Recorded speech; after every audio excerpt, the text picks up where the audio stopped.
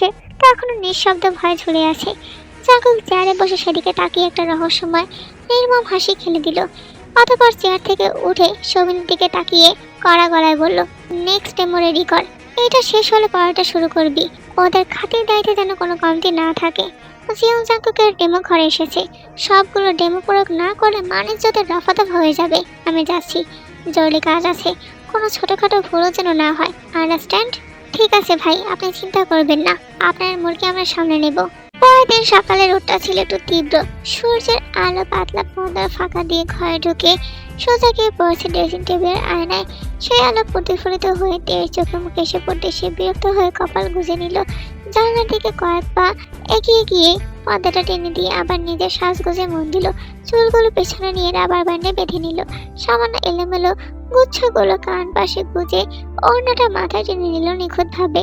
আয়না নিজেকে একবার ভালো করে দেখে নিয়ে একটা ছোট্ট নিঃশ্বাস ফেললো। একবার ঘরের দিকে তাকিয়ে ব্যাগটা কাঁধে ঝুলিয়ে তাড়াহুড়ো করে রুম থেকে বেরিয়ে গেল। ঠিক তখনই কলিং বেল বেজে উঠলো। তে হালকা হাসলো। সে আগে থেকেই জানতো কে আসতে পারে, তাই তাড়াহুড়ো করে দরজা খুলে দিল। দরজা খুলতে তার পুরো পরিবার যেন একসাথে ফ্রেমে ধরা পড়লো। তে সকলের সাথে কুশল বিনিময় করতে লাগলো। তার বাবা জিজ্ঞাসা করলো, কোথায় যাচ্ছ? তে জুতা পড়তে পড়তে এক কথায় উত্তর দিল, ভার্সিটি। যাওয়ার দরকার নেই। তার কথায় গাম্ভীর্য বাক্যটা যেন দেয়ালে আশ্রয় পড়লো। ঘরের ভেতর হঠাৎ একটা নিস্তব্ধতা। নিচে ফ্রিজ থেকে পানি পান করছিল। তার হাতে মাঝপথে থেমে গেল। দু বোনের চোখে চোখ পড়লো, যেন তারা নীরবে কোনো পরামর্শ করেছে। কিছু ঠান্ডা পানি ঢেলে গ্লাসটা বাবার দিকে এগিয়ে দিয়ে বলল, আব্বু, এত দূর থেকে এসে ওর পড়াশোনা বন্ধ করে দেওয়াটা কি ঠিক হবে? আমার পড়াশোনা মাঝপথে থেমে গেল। এখন থেকে অন্তত ওর পড়াও কে বন্ধ করেছে? আমি তো শুধু আজ যেতে বারণ করেছি, কারণ বাইরের পরিস্থিতি ভালো না। কয়েকদিন যাক, সব শান্ত হলে তখন না হয় রেগুলার ক্লাসে যাবে। বাবার কথায় যেন দু বোনে স্বস্তি ফিরে পেল। তে চুপচাপ দাঁড়িয়ে রইল কিছুক্ষণ। একটা নিঃশ্বাস ফেলে বাধ্য মেয়ের মতো ধীর পায়ে আবার নিজের রুমে ফিরে গেল। এইদিকে লিজা উপর থেকে সিঁড়ি বেয়ে ধূপ ধাপ শব্দে নেমে আসে। নিচে আসতে চোখ পড়ল ডাইনিং টেবিলে বসা বেগমের দিকে। নিজের স্বভাব সুলভ ভঙ্গিতে চুপচাপ বসে সকালে নাস্তা করছে। লিজা এক মুহূর্তে থেমে গেল। ঠোঁট কামে দ্বিধা নিয়ে কিছুক্ষণ দাঁড়িয়ে থাকে। চারদিকে একবার চোখ খুলে সোজা গিয়ে সোফায় পা তুলে বসে। নিজ সেদিকে তাকিয়ে ডাকলো, লিজা, নাস্তা করবি না? এদিকে আয়। তখনই বেগম চোখ তুলে তাকালো, আর সঙ্গে সঙ্গে তার দৃষ্টি গিয়ে আটকে গেল লিজার চোখে। মুহূর্তটা স্থির হয়ে গেল। লিজার বুকের ভেতর ধুকবুকানি বেড়ে যায়। চোখে চোখ পড়ে কেমন অদ্ভুত অনুভূতি হলো। সে আর বেশিক্ষণ তাকিয়ে থাকতে পারলো না। দ্রুত দৃষ্টি সরিয়ে নিয়ে বলল, না যাচ্ছি আম্মু, এখন ভালো লাগছে না, পরে খাবো। পরে কখন করবি? ভার্সিটি যাবে না আজ? না। সে কি, শরীর খারাপ নাকি? সে এগিয়ে এসে কপালে হাত রেখে বললেন, কই, কপাল তো ঠান্ডাই মনে হচ্ছে, তাহলে ঘামছিস কেন? বেগম তখন নাস্তার চামচটা নামিয়ে রাখলো। দু বাহু ঘুরিয়ে সোজা হয়ে বসে। তার দৃষ্টি স্থির হয়ে আছে ড্রয়িং রুমে। আমার কিছু হয়নি চাচি আম্মু, আমি ঠিক আছি। তুমি শুধু এক কাপ কফি দাও। ঠিক আছে বস, আমি নিয়ে আসছি। ন্যান্সি চলে গেল রান্নাঘরের দিকে। লিজা ব্যস্ত হওয়ার ভঙ্গিমা করে পাশে টেবিল থেকে একটা গল্পের বই তুলে নুয়ে পড়ার ভান করলো। একটু পর পর টের পেল তার কানে ভেসে আসছে পদচারণার শব্দ, নিঃশব্দে মেপে মেপে, কিন্তু কাছে আসছে নিশ্চিতভাবে। নিজের স্পন্দনের শব্দ নিজের কানে বাজছে ধকধক করে। চোখ তুলে দেখে বেগম ঠিক তার সামনে এসে দাঁড়িয়েছে। বইয়ের পাতায় চোখ রাখার চেষ্টা করলো, কিন্তু হাত কাঁপছে। বেগম সামান্য ঝুঁকে এলো। তার মুখ ঠিক লিজার সমান উচ্চতায়। লিজা চোখ বড় বড় করে তাকালো, গলা শুকিয়ে আসছে, কণ্ঠ ভারী হয়ে গেল। অস্পষ্ট স্বরে বলল, কি করছেন বেগম ভাই? বেগম তার দিকে স্থির দৃষ্টিতে তাকিয়ে রইল এক মুহূর্ত। এরপর ধীরে হাত বাড়িয়ে পিছন থেকে তার ডাক্তারি কোটটা টেনে নিল। বেগম চোখে তখন একরকম ঠান্ডা দুষ্টমি, ঠোঁটে অর্ধেক বাঁকা হাসি টেনে শান্ত স্বরে বলল, এটা নিচ্ছিলাম। এমন ভাবে তাকাচ্ছিস যেন অনেক বড় অপরাধ করেছি। লিজা দ্রুত নজর সরিয়ে চোখ পিটপিট করে আবারও বইয়ে মনোযোগ দেওয়ার ভান করলো। এটা দেখে বেগম ঠোঁট কামড়ে এক চিলতে হাসি ফুটিয়ে বলল, এত ব্রিলিয়ান্ট কবে থেকে হলি? মানে? বেগম হাত বাড়িয়ে লিজার বইটা সোজা করে দিয়ে বলল, বই উল্টো ধরে খুব মনোযোগ দিয়ে পড়ছিস, তাই জিজ্ঞাসা করলাম আর কি। লিজা মুহূর্তের জন্য হতভম্ব হয়ে গেল। চোখ নিচে নামিয়ে দেখে বইটা সত্যি উল্টো ধরা। তার মুখ লজ্জায় লাল হয়ে গেল। মাথা নিচু করে নিল, যেন মাটির সঙ্গে মিশে যেতে চাইছে। বেগম মৃদু হেসে ফেলল। লিজার কানে বাজছে সেই মৃদু হাসির প্রতিধ্বনি। ঠিক তখনই পাশের ঘর থেকে জিন বেরিয়ে এলো। বেগম সঙ্গে সঙ্গে সোজা হয়ে দাঁড়ালো, মুখে নিরপেক্ষ ভাব আনলো। জিন নিজে নির্দিষ্ট চেয়ারে বসতে বসতে তাকালো বেগমের দিকে।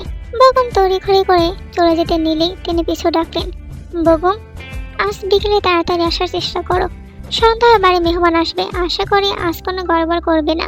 ঠিক আছে ছোট আম্মা, আমি সময় মতো চলে আসবো। বেগম গটগট করে বাসা থেকে বেরিয়ে গেল। আর এদিকে লিজা অবচেতন ভাবে বেগমের চলে যাওয়ার পিঠের দিকে তাকিয়ে রইল। বেগমের পায়ের শব্দ মিলিয়ে গেল বাতাসে। সূর্য তখন ঠিক মাথার উপরে। বাইরের রাস্তাগুলো ঝলসে উঠেছে, তপ্ত রোদের আছে, বাতাস নেই বলেই চলে। তে জানালার পাশে বসে রাইসার সাথে গল্প করছিল। অনেকদিন পর দুই বোন একসাথে হয়েছে, অথচ আগের মতো সেই ঝগড়া, খুনসুটি, মজা তামাশা কিছুই নেই। দ্রুত তাদের সম্পর্কের মাঝখানে অচেনা দেয়াল তুলে দিয়েছে। হঠাৎ রাইসার কথার মাঝখানে গম্ভীর মুখ করে বলে উঠল, আব্বু তুমি জানো, আব্বু আর মামা তোমার বিয়ের ব্যাপারে কথা বলছিল। আম্মু যদি জানে আমি তোমাকে আগে থেকে বলে দিয়েছি, তাহলে আমার খবর আছে। তের মুখের রং এক মুহূর্তে লালচে হয়ে উঠল। রাইসার হাত সরিয়ে জিজ্ঞাসা করলো, আগে বল কার সাথে? মুসা ভাইয়ের সাথে? আরে না, তাহলে? আমি তো শিওর কিছু জানি না, কিন্তু শুনেছি ছেলে নাকি ডাক্তার। আব্বু বললো দেখতেও নাকি সুন্দর আছে। আমার তো ডাক্তার শুনি খুব খুশি লাগছে। উফ! টিয়া এক মুহূর্ত সহ্য করতে পারলো না, দাঁত কিরমির করে উঠে ড্রয়িং রুমে গিয়ে চেঁচিয়ে উঠল, আম্মু তোমরা আমার বিয়ের কথা বলছো, অথচ আমি কিছুই জানি না। জানার জন্যই তো আসছি। তার মানে ও যা বলেছে সব সত্যি? তে এবার যিশুর দিকে তাকিয়ে বলল, তুমিও জানতে তাই না? না, আমি আজকে শুনছি। একটু আগে আম্মু বলেছে, এর আগে সত্যি আমি জানতাম না। তে আর নিজেকে সামলাতে পারলো না, রেগে গিয়ে পায়ের কাছে থাকা ময়লার ছুরিতে একটা লাথি মেরে চিৎকার করে উঠল, আমার মতামত ছাড়া আমার বিয়ে কি করে ঠিক করতে পারো তোমরা? যেভাবে তার মতামত ছাড়াই তোরে দুনিয়াতে এনেছে সেভাবেই। কথাটা ছুরি হয়ে বিঁধল তের বুকের ভিতর, কিন্তু কোনো উত্তর দিতে পারলো না। ছোটবেলা থেকেই তের স্বভাব, যখন খুব রেগে যায় তখন তার মুখ থেকে একটা শব্দ বের হয় না। ঠিক তখনই দরজার কলিং বেল বাজলো। রাইসা দৌড়ে গিয়ে দরজা খুলে দিতেই ভেতরে ঢুকলেন তের বাবা। পাশে আছে তের ভাই আর মামা। ড্রয়িং রুমে এমন ভারী নীরবতা দেখে সুগা ধীরে ধীরে সোফায় বসলো, ছিন্ন ভরা চোখে তের দিকে তাকিয়ে হাতের ইশারায় কাছে ডাকলো। তে মাথা নিচু করে ধীরে ধীরে গিয়ে বাবার পাশে বসলো। সুগা তার মাথায় হাত তুলে দিয়ে মৃদু স্বরে বলল, আমি জানি তুমি আমার কথা অবাধ্য হবে না কখনো, তবুও তোমার নিজস্ব একটা মতামত আছে, তাই সরাসরি বলছি। তোমার বান্ধবী লিজার মা তোমার জন্য বিয়ের প্রস্তাব দিয়েছে, সে তোমাকে তাদের পরিবারে বউ করে নিতে চায়। আমি এখনো সিদ্ধান্ত জানাইনি, তোমার মতামত নিয়ে তবেই জানাবো। লিজার মা বিয়ের প্রস্তাব পাঠিয়েছে, তাকে বউ করে নিতে চায় মানে? তাই কাঁপা কাঁপা গলায় বলল, জিয়ন জাংকুক। কিন্তু রায়সাদের বলল ডাক্তার, না না, জিয়ন জাংকুকের জন্য হলে তো আমি কখনোই মত দিতাম না। বেগমের জন্য চেয়েছে। তের বুকটা ধক করে নিচে নেমে গেল। বুকের ভেতর তোলপাড় শুরু হলো, যেন সবকিছু এক নিমেষেই লন্ডভন্ড হয়ে গেছে। তার বাবার কথায় যিশু এবার চট করে দাঁড়িয়ে পড়লো। তে ঢোক দিতে পারছে না, মনে হলো কেউ গলা চেপে ধরেছে। সেটার বোনের দিকে অসহায় মতো তাকালো। যিশু তার দৃষ্টির ভাষা বুঝতে পেরে বাবার দিকে তাকিয়ে বলল, আব্বু তুই এখনো পড়াশোনা করছে, ওর অনার্সটা শেষ হোক আগে, তারপর না হয় বিয়ের কথা ভাবো। বিয়ে হলেই তো আর পড়াশোনা বন্ধ হয়ে যাবে না। আর বেগম এতটা মূর্খ না যে বিয়ের পর নিজের বউয়ের পড়াশোনা বন্ধ করে দিবে। তবু বাবা আর একবার একটু ভেবে দেখলে ভালো হতো না? তোমার মা আর মামাও চাই এই বিয়েটা হোক, এখন শুধু দিয়ে মতামত দিলে আজই আমরা মিল হাউসে যাব। তের চোখ টলমল করে উঠল। সে বহু কষ্টে সাহস জেগে বলল, আমি বিয়ে করব না। কেন করবি না? কার সাথে সম্পর্ক আছে তোর? কাউকে পছন্দ করিস তাহলে বল। তের মা বলে উঠল। মায়ের কথাতে ফুপিয়ে উঠল। তখনই সুগা আবার কড়া গলায় বলল, কি আজে বাজে কথা বলছো? আমার মেয়ের প্রতি আমার ভরসা আছে, ও এমন কিছু করবে না যাতে তার বাবাকে সমাজে মাথা নিচু করে চলতে হয়, তাই না মা? শেষ কথাটা বলি তিনি মেয়ের মাথায় হাতে রাখলেন। তে মাথা নিচু করে বসে রইল, কোনো কথা বলতে পারলো না। শুধু চোখ থেকে টপ টপ করে অশ্রু ঝরছে। তার মনের অবস্থা সে কি করে বোঝাবে সবাইকে? যন্ত্রণা হচ্ছে তার, খুব যন্ত্রণা। সে যন্ত্রণার ভার সামাল দিতে না পেরে তাই কোনো রকম উঠে নিজের রুমের দিকে দৌড়ে গিয়ে ভেতর থেকে ঠাস করে দরজাটা বন্ধ করে দেয়। কাঁপা কাঁপা হাতে ফোনটা তুলে এক মুহূর্তে দ্বিধার পর জাংকুককে কল দেয়। এই প্রথম সে জাংকুককে নিজ থেকে কল করলো। জাংকুক রিসিভ করলে কি বলবে সে নিজেও চায় না, তবুও কল দিল, কিন্তু রিসিভ হলো না। তে বুঝতে পারলো হয়তো কোনো সভা কিংবা মিছিল মিটিংয়ে আছে। তবুও তে সেটা বর্ণনা না করে সে আরো কয়েকবার কল দেয়, কিন্তু একবারও রিসিভ হলো না। শেষ পর্যন্ত নিরাশ হয়ে রাগে আর ক্ষোভে ফোনটা ছুঁড়ে মারে বিছানায়। এরপর বেডের পাশে মেঝেতে বসে বিছানায় মুখ গুজে হু হু করে কান্নায় ভেঙে পড়ে। সেই দুপুরের পর থেকে নিজেকে ঘরবন্দি করে রেখেছে তে। জানলার পর্দা টানা, ঘরের বাতাসে ভারী আর নিস্তব্ধ। কান্না করতে করতে ক্লান্ত হয়ে কখন যে ঘুমিয়ে পড়েছিল সে নিজেও জানে না। হঠাৎ দরজায় ঠক ঠক শব্দে ঘুম ভাঙলো তার। প্রথমে বুঝতে পারলো না কোথায় আছে, কি হচ্ছে। তারপর করে উঠে বসলো। চোখ ঘষে কিছুটা সময় নিল নিজেকে ঠিক করতে। তারপর দেয়াল ঘরের দিকে তাকিয়ে দেখলো 5:30 বাজে। টেবিলে পড়ে থাকা ফোনের জ্বলন্ত স্ক্রিনে চোখ পড়তে মনে পড়ে দুপুরে ঘটে যাওয়া সবকিছু। বুকের ভিতরটা টনটন করে উঠলো, ঠোঁট শক্ত হয়ে গেল, চোখ দুটো ছলছল করছে। তে ভারী শরীরটা টেনে নিয়ে দরজা খুলে দিল। দরজা খুলতেই জেসু ঢুকে পড়লো তড়িঘড়ি করে। হাতে কয়েকটা শাড়ি বিছানার উপর শাড়িগুলো একা করে ছড়িয়ে দিল। অতঃপর তের দিকে তাকিয়ে কাপা গলায় বলল, এগুলোর মধ্যে একটা পছন্দ কর। আব্বু বলেছে দ্রুত রেডি হতে, ফ্রেশ হয়ে আয়, আমি শাড়ি পরে দিচ্ছি। তে কিছুক্ষণ স্তব্ধ হয়ে শুধু তাকিয়ে রইল। তারপর ধীরে ধীরে ঠোঁট নেড়ে বলল, আমি কোথাও যাব না, শাড়িও পরবো না। তে কোনো পাগলামি করিস না, আবেগে গা ভাসিয়ে দিলে পরে কষ্ট তৈরি হবে। তুই ভালো করেই জানিস আব্বু কখনোই জাঙ্কুকের সাথে তোর সম্পর্ক মেনে নিবে না, বরং আরো ঝামেলা হবে এসব নিয়ে। তাহলে কি করতে বলছো আমাকে? আমি কিছুই বলছি না, তবে আমার মনে হয় ওই উগ্র বদ মেজাজের লাগামিন জাঙ্কুকের চেয়ে বগুমির অনেক ভালো। একজন ডাক্তার, শান্তশিষ্ট পরিপাটি, সব দিক দিয়ে পারফেক্ট। তের এবার ঠোঁট শক্ত হয়ে এলো, চোখে আগুন, গলা একরকম জেদ মিশিয়ে বলল, আমার পারফেক্টের দরকার নেই। আমার এই বদ মেজাজ লাগামহীন শ্যামবর্ণের উগ্র জাঙ্কুক কি লাগবে? আমি বগুমকে কিছুতেই বিয়ে করব না। জেসের মুখের রং ফ্যাকাশে হয়ে গেল। দেখতে তুই এখন আবেগের বসে এসব বলছিস, কিন্তু ভেবে দেখ জাঙ্কুকের নিজের জীবনে কোনো নিশ্চয়তা নেই, সে তোর খেয়াল কি করে রাখবে? আর সব থেকে বড় কথা, তুই কি জানিস জাঙ্কুক তোকে ভালোবাসে কিনা? প্রশ্নটা বিদ্যুতের মতো বিঁধল তের মনে। সত্যি তো, জাঙ্কুক তো কখনো বলেনি তাকে ভালোবাসে। তাহলে সে কেন তো পাগলামি করছে তার জন্য? আজকে তো সে অনেকবার কলও দিয়েছে, কই সে তো রিসিভ করলো না, আর কল ব্যাকও তো করলো না। আর যদি ভালোই না বাসে, তাহলে এতদিন যে তার পিছু পিছু ঘুরেছে, তাকে জানো বলে সম্বোধন করেছে, সেগুলো কি ছিল? তার গভীর ভাবনার মাঝে জিসু আবার প্রশ্ন করলো, কি হলো এখন চুপ করে আসিস কেন?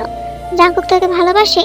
তে জিভ দিয়ে ঠোঁট ভিজিয়ে নিল, আমতামতা করে বলল, বাসে মনে হয়।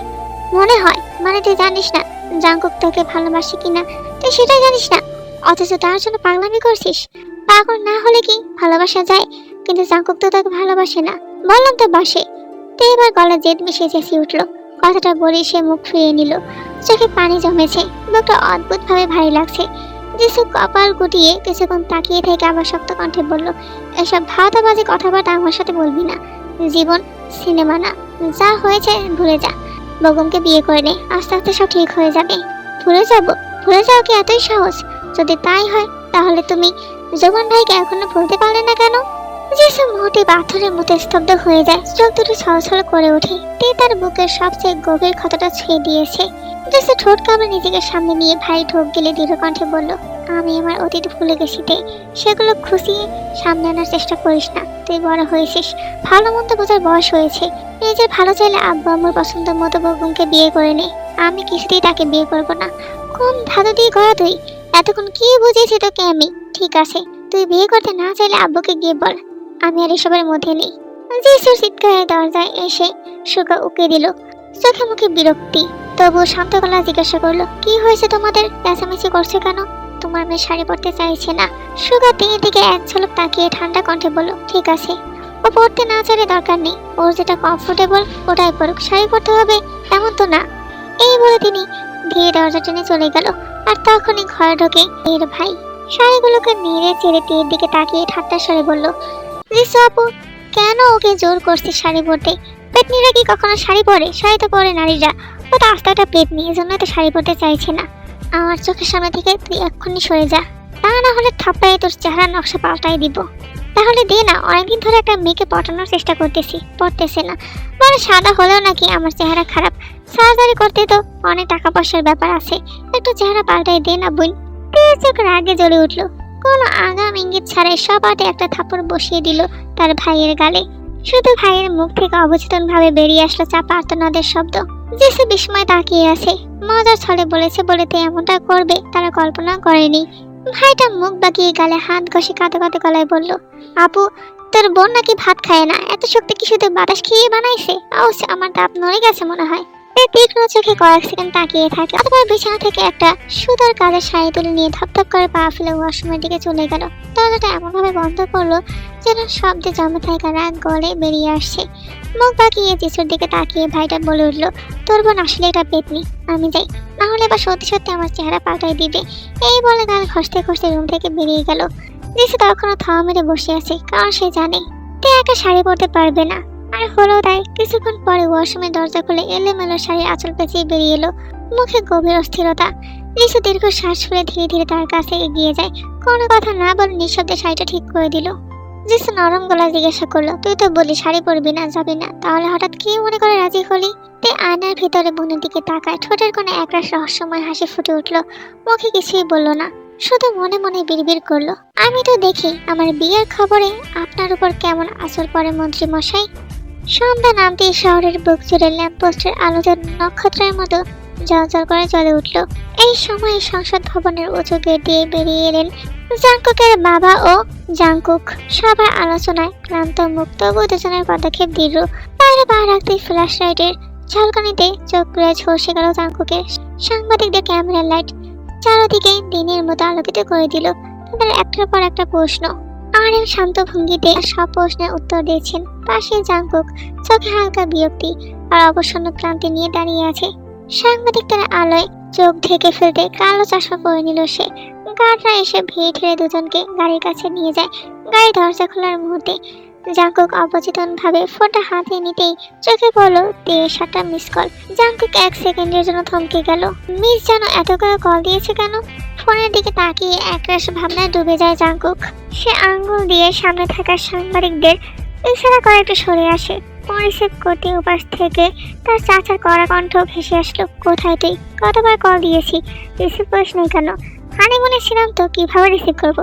ফালতু কথা বন্ধ কর জাংকুক, এখনই বাসায়, তা না হলে হানিমুনে যাওয়ার টিকিট হাত ফসকে যাবে। মানে কি বলছো তুমি, বুঝিয়ে বলো। এত কিছু বলার সময় নেই, দ্রুত বাসায়। এরপর লাইন কেটে গেল। জাংকুক স্থির হয়ে দাঁড়িয়ে রইল কিছুক্ষণ, এরপর ফু দেওয়ার মতো করে একটা নিঃশ্বাস ছেড়ে এড়িয়ে যায়। বাবার কানে কানে কিছু একটা বলে দ্রুত সেখান থেকে বেরিয়ে আসে। সময় তখন আনুমানিক 7:45। মির হদের সামনে গাড়ি এসে থামতে জাংকুক গাড়ি থেকে গড়গড় শব্দ করে ভেতরে ঢুকলো। মূল দরজার কাছে চাচাকে দাঁড়িয়ে থাকতে দেখে তারপর ধীর হয়ে আসে। কাছে গিয়ে ভুরু কুচকে জিজ্ঞাসা করলো, কি ব্যাপার, মুখটা এমন পোটকা মাছের মতো করে রেখেছো কেন? চাচা একটু অপ্রস্তুত হয়ে দুবার গলা খাকায় দিয়ে চোখের ইশারা করলেন ড্রয়িং রুমের দিকে। জাংকুক চাচার দৃষ্টি লক্ষ্য করে সেদিকটায় তাকায়। এক মুহূর্তে তারও পরিবর্তন হয়ে গেল। সেখানে একই সোফার পাশাপাশি বসে আছেন বেগম আর তে। যদিও তাদের মাঝখানে বেশ ভালো দূরত্ব আছে, তবে এই দৃশ্য সহ্য হলো না জাংকুকের জন্য। বিষাক্ত কাটার মতো বিদ্যুৎ চোখে তার ভিতরে রক্ত যেন টকবক করে ফুটে উঠল। চারপাশে কারা আছে বা কি হচ্ছে সেটার কোনো পরোয়া করলো না জাংকুক। ঝড়ের বেগে সেদিকে এগিয়ে যায়। জাংকুককে দেখে বেগমের মুখে একটা বাঁকা হাসি ফুটে উঠলো। তাই তখন জাংকুককে খেয়াল করেনি, নিচের দিকে তাকিয়ে আঙুলে আঙুল গুজে বসে আছে। কিন্তু হঠাৎ তার সামনে একজোড়া পা দেখে চমকে মাথা তুলে, আর তখনই দৃষ্টি পড়ে জাংকুকের জ্বলন্ত চোখের দিকে। তার চোখের দৃষ্টি এতটাই তীক্ষ্ণ আর ভয়ঙ্কর ছিল যে তের গলা শুকিয়ে আসে। একটা ঢোক গিলতে গিয়েও গিলতে পারল না, গলা খুসখুস করে কেসে উঠল। বেগম এক গ্লাস শরবত নিয়ে তের দিকে বাড়িয়ে দিল। তে অবচেতন ভাবে হাত বাড়িয়ে সেটা নিতে যায়। ঠিক তখনই জাংকুক এক ঝটকায় গ্লাসটা ছুঁড়ে মারে মেঝেতে। চূর্ণ বিচূর্ণ কাঁচের শব্দে হল ঘরের সবাই চমকে উঠল। তে চট করে উঠে দাঁড়িয়ে পড়ে। তার সমস্ত শরীর বরফের ন্যায় ঠান্ডা হয়ে গেল, পা অনবরত কাঁপছে। জাংকুক এক কদম তার দিকে এগিয়ে আসতে মাঝখানে বেগম বাধা সেরে দাঁড়ায়, তেকে আড়াল করে।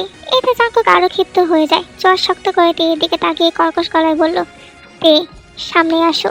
বেগম কিছুই বলল না, কেবল স্থির হয়ে তেকে তার পিঠের আড়াল করে দাঁড়িয়ে রইল। জাংকুক এবার সিংহের মতো গর্জে উঠল, বেগম সরে যা আমার সামনে থেকে। তার কণ্ঠ এমন তীব্র ছিল যে দেওয়াল পর্যন্ত কেঁপে উঠল। কিন্তু বেগম নড়ল না, বরং ঠোঁটে এক টুকরো হাসি খেলে গেল। সেই হাসিটাই যেন আগুনে ঘি ঢেলে দিল জাংকুকের ভিতর। সে এক ছটকায় বেগমের কলার ধরে টেনে এনে খুশি বসিয়ে দিল মুখ বরাবর। সাথে সাথে হল ঘরে বসে থাকা তের পুরো পরিবার দাঁড়িয়ে যায়। লিজা আর জিসু একটু দৌড়ে এগিয়ে যায় তের কাছে। তে তখনও কাঁপছে। জাংকুক আবারও হাত তোলে। তখনই জাংকুকের চাচা এসে বাধা দেয় তাকে। জাংকুক ঝটকা মেরে তাকে সরিয়ে দিয়ে আবারও এক ঘুষি বসিয়ে দেয়। তের চোখের সামনে সব কেমন ঝাপসা হয়ে গেল। তার কান ঝিমঝিম করছে, নিঃশ্বাস আটকে আসছে। জিন চেয়ার ছেড়ে দাঁড়িয়ে থমকে উঠল।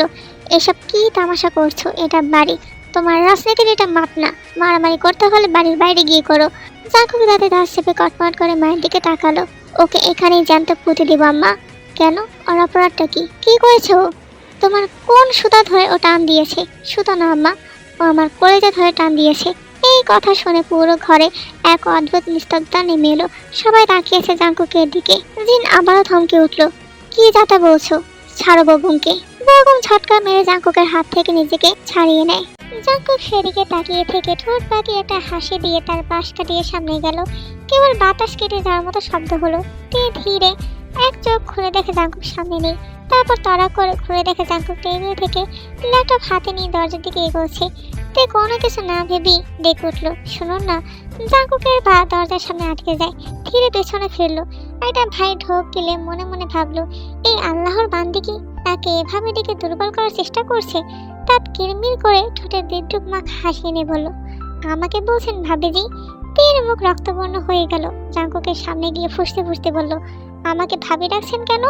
যাক বাবা, আমার কোনদার ভাইকে নাচতে নাচতে বিয়ে করতে এসেছেন, ভাবি ডাকবো না তো কি ডাকবো? একটু ঝুঁকে তীর কানের কাছে ফিসফিস করে বলল, জানো? শেষ শব্দটা কানের কাছে ঝরে পড়তে তীর বুকের ভিতর কাঁপুনি ধরলো। কিছু বলার শক্তি নেই, শুধু ড্যাপড্যাপ করে তাকিয়ে রইল জাঙ্কুকের দিকে।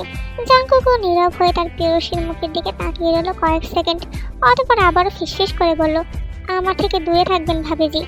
তীর চোখ বড় বড় হয়ে গেল, চোখ শক্ত হয়ে উঠল, নাক ফুলে গেছে, দাঁত কিরমির করে বলল, বজ্জাত বেটা। অতঃপর কট কট করে জাঙ্কুককে রেখে রুম থেকে বেরিয়ে গেল।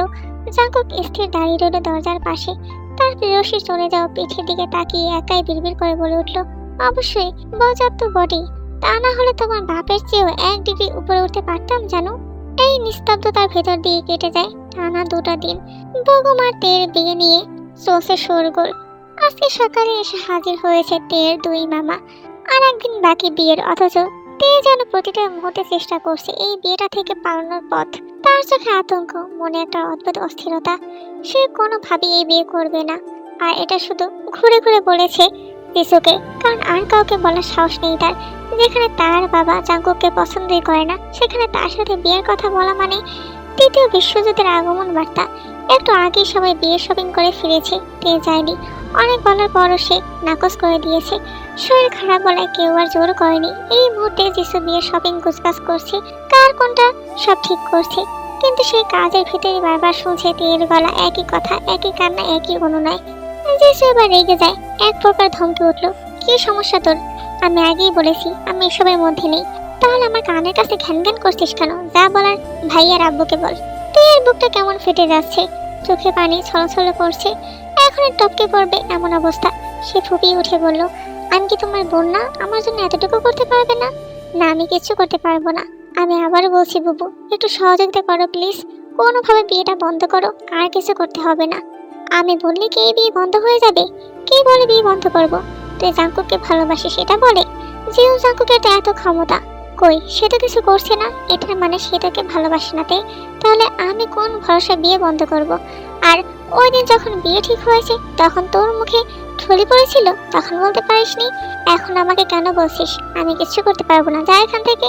কথাগুলো যেন ছুরির মতো গিয়ে বিদ্যুৎ তের মনে। চোখ থেকে অনবরত অশ্রু গড়িয়ে পড়ছে। হঠাৎ নিচু হয়ে যিশুর পায়ের কাছে বসে ফ্যাস ফ্যাস করে নাক টেনে বলল, আমি মরে যাব। এটা আমিও বলছিলাম এক সময়, কিন্তু দেখ এখনো দিব্যি বেঁচে আছি, সংসার করছি মন দিয়ে। আমি সত্যি সত্যি মরে যাব বুবু। তাহলে মরে যা। এই 3টা শব্দ যেন ঘরের সব নিস্তব্ধতা ছিঁড়ে দিল। যিশুরও নিজের বিশ্বাস হচ্ছে না। এই কথাগুলো মুখ ফসকে বেরিয়ে গেল তার।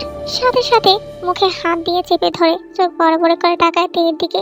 তে স্থির দৃষ্টিতে তাকিয়ে আছে তার দিকে, চোখে বিস্ময় আর গভীর যন্ত্রণার ছোঁয়া, ভেতরে হাজারটা ভাঙা অনুভূতি। তে ধীরে ধীরে উঠে দাঁড়ায়। শরীরটা কেমন ভার ছেড়ে দিয়েছে, আজ নিজেকে অসহায় মনে হচ্ছে। যিশু অনুশোচনায় পড়ে যায়, কাঁপা কণ্ঠে বলে ওঠে, তে বোন দেখ, আমি এভাবে বলতে চাইনি। রাগের মাথায় কি বলেছি? তে ঝটকা মেরে তার হাত সরিয়ে দেয়, চোখের পানি মুছে নেয়, হাতের পেছন দিয়ে একটা ভারী নিঃশ্বাস ফেলে দরজার দিকে এগিয়ে যায়। পা টেনে টেনে নিঃশব্দে রুম থেকে বেরিয়ে আসে, যেন পৃথিবীর সব আলো পেছনে ফেলে চলে যাচ্ছে। রাত তখন অনেকটাই গভীর, ঘড়ি কাঁটা 1টার বেশি পেরিয়েছে। সন্ধ্যার পর কয়েকবার জাঙ্কুককে সে কল করেছে, সেও তার কল রিসিভ করলো না। তবে কি জাঙ্কুক সত্যিই তাকে ভালোবাসে না?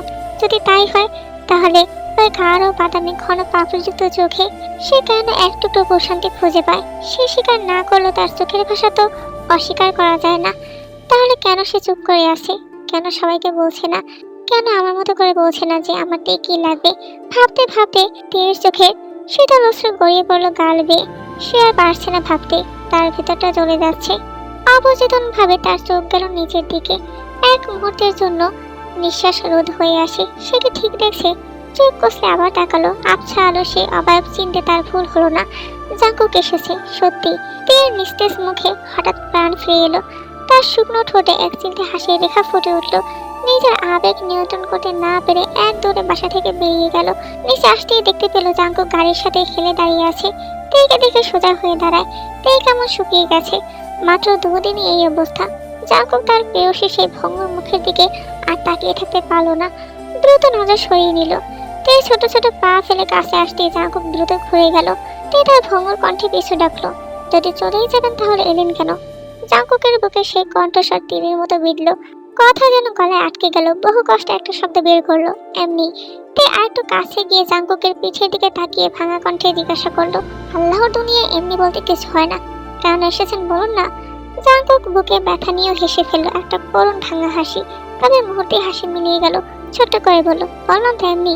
হঠাৎ পেছন থেকে নাক টেনে কান্নার আওয়াজ আসলো। জাঙ্কুক আর দাঁড়িয়ে থাকতে পারলো না।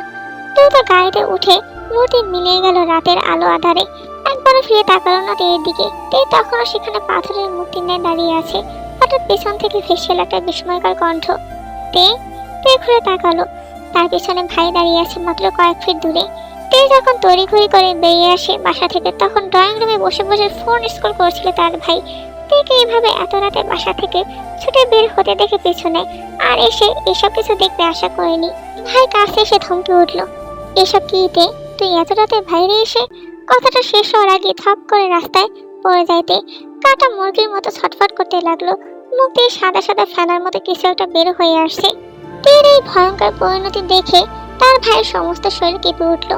এই তে, কি হয়েছে তোর? চক্ষুন ডাক চেঁচামেচিতে বাসা থেকে সবাই দৌড়ে বেরিয়ে আসে।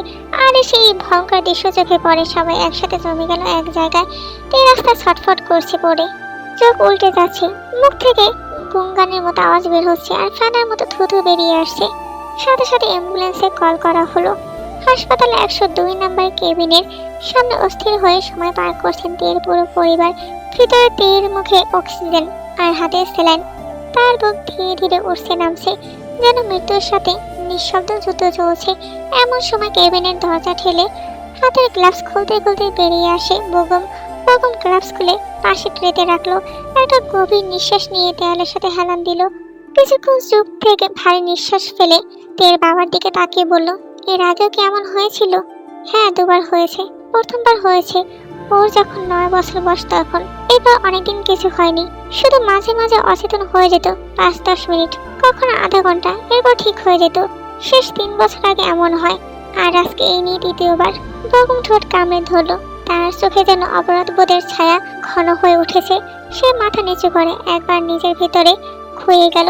সে ভালো করেই জানে এটাকে এপিলেপসি বলে। এমন তখনই হয় যখন কোনো কারণে ভয় পায়, কিংবা মস্তিষ্কে অনেক বেশি চাপ সৃষ্টি হয়, অথবা অক্সিজেনের ঘাটতি বা মানসিক ধাক্কা বা ট্রমা থেকে এমন হতে পারে। আবার রক্তে শর্করার অস্বাভাবিকতার কারণেও হতে পারে। সে চোখ তুলে তের মামার দিকে তাকিয়ে জিজ্ঞাসা করে, প্রথম যখন হয়েছে তখন কি অস্বাভাবিক কিছু ঘটেছিল? হ্যাঁ, ওর চোখের সামনে একটা মারামারি হয়েছিল। একজনকে রক্তাক্ত অবস্থা দেখেছিল। আর তারপরে হঠাৎ এমন খিঁচুনি উঠে। তখন খুব ভয় পেয়েছিলাম আমরা। পরে ডাক্তার দেখানোর পর ডাক্তার বলল, ভয়ের কিছু নেই, ধীরে ধীরে ঠিক হয়ে যাবে, শুধু সাবধানে থাকতে হবে। বেগম চোখ বন্ধ করলো। একটা তীব্র নিঃশ্বাস বুকের গভীর থেকে বেরিয়ে এলো। তার মনে হলো ঘাড়ের পেছনে কেউ পাথর বেঁধে দিয়েছে। নিজেকে বড্ড অপরাধী মনে হচ্ছে। সে ধীর কণ্ঠে বলল, আমি কিছু ওষুধ দিয়ে দিয়েছি, চিন্তার কারণ নেই। এখন অনেকটাই সুস্থ। সকাল পর্যন্ত সব ঠিক হয়ে যাবে ইনশাল্লাহ। বেগমের ভেতর যেন দাউ দাউ করে আগুন জ্বলছে। আজকে শুধুমাত্র তার জন্য এই অবস্থাতে জাঙ্কুকের সাথে বাজি আর নিজের ভালোবাসা হাসিল করার লোভে এতবার সিদ্ধান্ত নিয়েছিল। কিন্তু সে তের কথা একটু চিন্তা করেনি। এতটা নির্দয় সে কি করে হলো? ভাবতে ভাবতে হাসপাতাল থেকে দ্রুত বেরিয়ে আসে। সে তো এমনিতেও তেকে বিয়ে করতো না, শুধু জাঙ্কুককে জব্দ করে লিজাকে চেয়ে নিত। কিন্তু এখন সবকিছু উলটপালট হয়ে গেল। তার করা একটা ভুল সিদ্ধান্তের জন্য কতগুলো জীবন কষ্ট পাচ্ছে। তে সুস্থ হলে সে কি করে দিয়ে সামনে গিয়ে দাঁড়াবে, কি করে ক্ষমা চাইবে, সব থেকে বড় কথা তের বাবাকে এখন কি জবাব দিবে, কি বলবে যে আমি আপনার মেয়েকে বিয়ে করবো না। সকালবেলা মীর হাউসের হল ঘরে নরম সোনালি আলো ঢুকছে জানালার পর্দার ফাঁক দিয়ে। ন্যান্সি সকালে উঠে তড়িঘড়ি করে রুম থেকে বেরিয়ে আসতে তার পা থমকে যায়। হল ঘরের দৃশ্য দেখে তার চোখ কপালে উঠে গেল। হল ঘরের অবস্থা একেবারে যুদ্ধক্ষেত্রের মতো। সোফার কুশন ছড়িয়ে ছিটিয়ে আছে, সেন্টার টেবিলে বই আর কাগজপত্র ছড়ানো। আর সব থেকে বিস্ময়কর হলো সোফার উপরে ভূত হয়ে পড়ে আছে জাঙ্কুক। তার চুল এলোমেলো, মুখে ক্লান্তির ছাপ। এই হাত নিচে ঝুলে মেঝেতে এসে ঠেকেছে, হাতের কাছে একটা অ্যালকোহলের শেষ হওয়া বোতল। সে দৌড়ে এসে এই হাতে রাখে জাঙ্কুকের কাঁধে, তারপর ঝাঁকিয়ে ডেকে উঠলেন, জাঙ্কুক, জাঙ্কুক বাবা ওঠ। কোনো সাড়া নেই। কিছুক্ষণ ডাকার পর একটু নড়ে চড়ে উঠল। নেচে এবার কড়া গলায় বললেন, এই কি হাল করেছিস নিজের? আবার দেখলে তো রেগে যাবে, ওঠ না, অনেক দেরি হয়ে গেছে। কিন্তু তার কোনো নড়চড় নেই। এমন সময় জাঙ্কুকের চাচা পাঞ্জাবের হাতে গোটাতে গোটাতে বেরিয়ে আসে। জাঙ্কুক কেমন অবস্থায় দেখে তার মুখের রং পাল্টে গেল।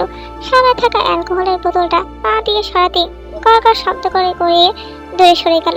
জাঙ্কুকের দিকে ঝুঁকে বেডরুম মাখা গলায় ডেকে উঠল, এই যে ভবিষ্যৎ মন্ত্রী মশাই, ঘরে ঘরে ঘুমাবেন নাকি দেশ আর জনগণ নিয়ে একটু চিন্তা ভাবনা করবেন? তার কণ্ঠের প্রতিটি শব্দে ছিল তীব্র ব্যঙ্গ। জাঙ্কুক এবার মাথা কাত করে এক চোখ খুলে তাকালো তার চাচার দিকে।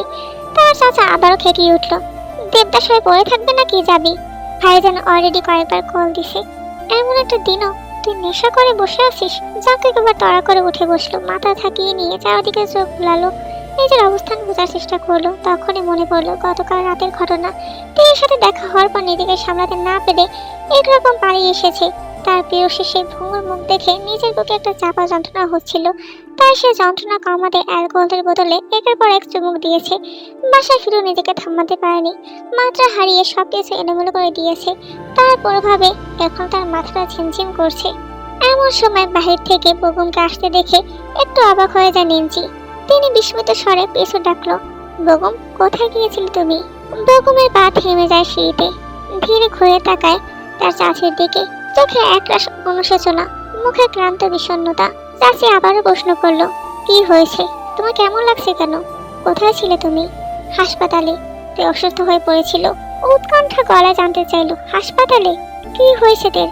এপিলেপসি অ্যাটাক হয়েছিল, তবে চিন্তার কারণ নেই, এখন ঠিক আছে, বাসায় আছে। কথা শেষ করে দ্রুত উপরে উঠে গেল। এখানে একটা কথা স্পষ্ট করে দিই, বেগম আসার আগেই জাঙ্কুক উপরে চলে গিয়েছিল, তাই এসব খবর কিছুই যায়নি তার কানে। এইদিকে দিয়ে বসে আছে নিজের রুমে, জানালার গ্রিলে মাথা ঠেকিয়ে এক হাতে গালে ভর, অন্য হাঁটা ঢিলেটারা ভঙ্গিতে ঝুলে আছে। জ্ঞান ফেরার পর থেকে বোনের সাথে একটা কথা বলেনি সে। সবার কথার জবাবে হুহা দিলেও যিশুর কথার কোনো জবাব দেয়নি। যিশু বোনের নিরাপত্তা সহ্য করতে না পেরে বলে উঠল, তে, আমি জানি না তোর কি হয়েছে, কেন তোকে আবার সেই যন্ত্রণা সহ্য করতে হয়েছে। আমি শুধু এটুকু বলতে চাই, তোর কিছু বলার থাকলে, চাওয়ার থাকলে নির্দ্বিধায় বল। আমি আমার সবটুকু দিয়ে চেষ্টা করবো তোর ইচ্ছে পূরণ করার, ঠিক আগের মতো। আমি কি আবদার করব? আবদার করে যাকে চাইবো সেই তো আমাকে ফেলে চলে গেছে, তাহলে কাকে চাইবো? তে মনে মনে কথাগুলো বললো, মুখ ফসকে কিছুই বলেনি। রাত তখন প্রায় 10টা। মীর হাউসে একরকম থমথমে নীরবতা, সময় যেন দাঁড়িয়ে আছে। ঝাড় বাতির নিচে এক অজানা উত্তাপ ছড়িয়ে আছে চওড়া মার্বেলের মেঝেতে। জিন থম মেরে বসে আছে নিজের চেয়ারে, চোখে মুখে ক্ষোভের আগুন। তার পাশে নাজি দাঁড়িয়ে আছে অজানা আশঙ্কা নিয়ে। বেগম সামনের সোফায় বসে আছে, শির দ্বারা সোজা করে, তার ঠোঁটে অনর সিদ্ধান্ত, সে তেকে বিয়ে করবে না। আর এই কথাটা জিনের উপর বাজের মতো প্রভাব ফেলেছে। ক্রোধে সমস্ত শরীর শক্ত হয়ে গেছে। তাতে দাঁত চাপে গর্জে উঠলেন, এসব কি ধরনের কথা বলছে বেগম? আগামীকাল বিয়ে, আর আজ তুমি বলছে বিয়ে করবে না? এটা কি পুতুল খেলা পেয়েছো? সরি ছোট আম্মা, কিন্তু আমি এই বিয়েটা করতে পারবো না। কেন? কেন করতে পারবে না? কারণ জানতে চাই আমি। ভয়তে না করে সরাসরি উত্তর দাও। বেগম এক মুহূর্ত দ্বিধায় পড়ে শার্টের কলার ঠিক করে একটু নড়াচড়ে বসলো। এক ঝলক নিজের দিকে তাকিয়ে আবার দৃষ্টি সরালো জিনের মুখে। সে কিছুটা বলতে উদ্যত হয়, তবে তার আগে ঝড়ের বেগে জাঙ্কুক এসে বেগমকে ছোঁ মেরে বসা থেকে টেনে তোলে। কোনো অগ্রিম বার্তা ছাড়াই বেগমের মুখে একের পর এক ঘুষি বসিয়ে দেয়। তার মুখে তখন আগুন জ্বলছে, চোখে হিংস্র উন্মাদনা। আজকের নির্বাচনে জয় পেয়েছে তাদের দল। বিজয়ী হওয়ার পর সংসদ থেকে বের হতেই শোভন খবর দিল তের ব্যাপারে। সাথে সাথে জাঙ্কুকের শরীর ক্রোধে ঝলকানি দিয়ে উঠল। সবকিছু পেছনে ফেলে ছুটে আসে আর এসে এই বিস্ফোরণ। বগমের উপর ঝাঁপিয়ে পড়ে মুহূর্তেই। জাঙ্কুকের হঠাৎ এমন কাণ্ডে উপস্থিত সবাই হতবিম্বল হয়ে যায়। জাঙ্কুক এবার সিংহের মতো গর্জে উঠল, তোর সাহস কি করে হলো? হ্যাঁ, সাহস কি করে হয় আমার থেকে আমার প্রেয়সীকে ছিনিয়ে নেওয়ার? এই বলে আরো কয়েকটা খুশি বসিয়ে দেয়। বেগম তার সামলাতে না পেরে মেঝেতে পড়তে পড়তে নিজেকে সামলালো। প্রচন্ড রাগে বুক ওঠানামা করছে তার। আবার বেগমের গলা টেনে ধরলো, তাতে দাঁত চেপে গর্জে উঠল, তোর জন্য, শুধুমাত্র তোর জন্য আজকে তের এই অবস্থা। মেরে ফেলবো তোকে আমি। জিন এগিয়ে ছাড়ানোর চেষ্টা করেন, তবে ব্যর্থ হয়ে একরকম ধমকে উঠলেন, জাঙ্কুক ছাড়ো ওকে। কি করছো? ছাড়ো বলছি। জাঙ্কুক জ্বলন্ত চোখে তাকায় মায়ের দিকে। কপালের শিরাগুলো নীলচে বর্ণ ধারণ করেছে। এমন সময় বাহির থেকে দৌড়ে আসে জাঙ্কুকের বাবা আর জাঙ্কুকের চাচা। বেগম এবার ছটকা মেরে নিজেকে ছাড়িয়ে নিয়ে শার্ট ঠিক করতে করতে বলল, আমি জানতাম না তের এমন কিছু হতে পারে। জানলে আমি কখনোই রাজি হতাম না। জাঙ্কুক আবার তেড়ে যায় তার দিকে, তবে মাঝখানে বাদ হয়ে দাঁড়ায় জাঙ্কুকের চাচা। এতে জাঙ্কুক চাচার উপর ফুঁসে উঠল, চাচ্চু সরে যাওয়ার সামনে থেকে। আমি ওকে মেরে চালের ড্রামে ঢুকিয়ে রাখবো বলে দিলাম। চুপ থাক। আর সে চালের ড্রামে রাখতেই আরেম হালকা ধমকে সরে বললেন কথাটা। এতে জাঙ্কুকের কোনো হেলদোল নেই। সে সজরে একটা লাথি মারল ডান পাশের সোফায়। জিন এবার গর্জে উঠলেন, তুমি কি পাগল হয়ে গেছো? এইভাবে হিংস্র পশুর মতো আচরণ করছে কেন? আরেম ঠোঁট বাঁকিয়ে হেসে উঠলেন, হ্যাঁ, নিজের ছেলে না হওয়া বউকে ভাসুরের ছেলের হাতে দিতে চাও আর ভাবছো তোমার ছেলে ভেজা বিড়াল হয়ে সেটা দেখবে? স্বামীর এই কথায় বিচলিত হলেন না, বরং একটুখানি সোজা হয়ে বসলেন। মুখে কঠোরতা এনে বললেন, তাহলে আমি যেটা সন্দেহ করেছিলাম সেটাই ঠিক। বরং তার এই কথায় সবাই চমকে তাকায় তার দিকে। আরেম ভুরু কুঁচকে জিজ্ঞাসা করলো, মানে তুমি জানতে? হালকা হাসলো জিন, এমনি এমনি তো। আর নাম করা লয়ারের অ্যাওয়ার্ড পায়নি, সন্দেহ আমার সেদিনই হয়েছে। আজ নিশ্চিত হলাম। মায়ের কথা শুনে জাঙ্কুকের রাগ চরম পর্যায়ে পৌঁছে গেল। হাতে থাকা ফুলদানিটা তুলে ছুঁড়ে মারল বেগমের দিকে। বেগম নিচু হয়ে নিজেকে আত্মরক্ষা করলো। ফুলদানি ভেঙে চূর্ণ বিচূর্ণ হলো দেয়ালে। সবাই বুঝতে পারলো মায়ের রাগ বেগমের উপর ছাড়ছে, কিন্তু বেগম কোনো প্রতিক্রিয়া দেখালো না, কারণ সে জানতো এমন কিছুই ঘটবে। আর আমি এবার দৃঢ় কণ্ঠে বললেন, এবার যখন নিশ্চিত হয়েছ তখন এই বিয়ের গতি ঘুরিয়ে দাও, তা না হলে আমার আবার বিয়ের গতি ঘুরে যাবে। মানে? ফুরুকুসকে জানতে চাইল জিন। আরেম ছেলের দিকে তাকালেন, দুবার গলা খাকারে দিয়ে বললেন, কিছু না, তুমি তের বাবাকে ফোন করে বলে দাও এই বিয়ে হবে না। বিয়ে হবে, আর কালই। জাঙ্কুকের কর্কশ কণ্ঠে বজ্রপাতের মতো চমকে যায়। জাঙ্কুক দুদিকে খাটা ঘুরিয়ে নিয়ে আরাম নেওয়ার চেষ্টা করে, অতঃপর ধীরে সোফায় গিয়ে বসলো, পা তুলে দুহাত সরিয়ে। জাঙ্কুকের চাচা কাছে এসে জিজ্ঞাসা করলো, কাল বিয়ে হবে মানে? তুই চাইছিসটা কি বলতো? জাঙ্কুক রহস্যময় হাসি দিয়ে বলে উঠল, বউ চাই চাচু। আমার না হওয়া বউয়ের একমাত্র বাপটা আমার পথে বাধা হয়ে দাঁড়িয়েছে। সে কিছুতেই আমার আর তের বিয়ে মেনে নিবে না। লিজা বিস্মিত হয়ে ভাইয়ের পাশে বসলো, উৎকণ্ঠ স্বরে জানতে চাইল, তুমি কি করে বুঝলে? সেদিনই বুঝে গেছি, যখন শ্বশুর মশাই আমাকে তার মেয়ের কাছ থেকে দূরে থাকতে বলেছিলেন। তার চোখে আমার প্রতি একরাশ বিরক্তি দেখেছি। তাহলে এবার কি করবি? বেশি কিছু না চাচ্ছু, জাস্ট ছোট্ট একটা ডেমো দেখাবো শ্বশুর মশাইকে বলে একটা বাঁকা রহস্যময় হাসি দিল জাঙ্কুক। অতঃপর উঠে একরকম হাত পা ছুঁড়ে একরকম নাচতে নাচতে উপরে চলে গেল। মুখে একটা গুনগুনি শোনা যাচ্ছে। পেছনে সবাই হতভম্ব মুখে তার চলে যাওয়ার ভঙ্গিমার দিকে তাকিয়ে রইল। আর আজকের পার্টি এই পর্যন্তই। বেশি বেশি করে কমেন্ট করে জানা পরবর্তী পর্বের জন্য।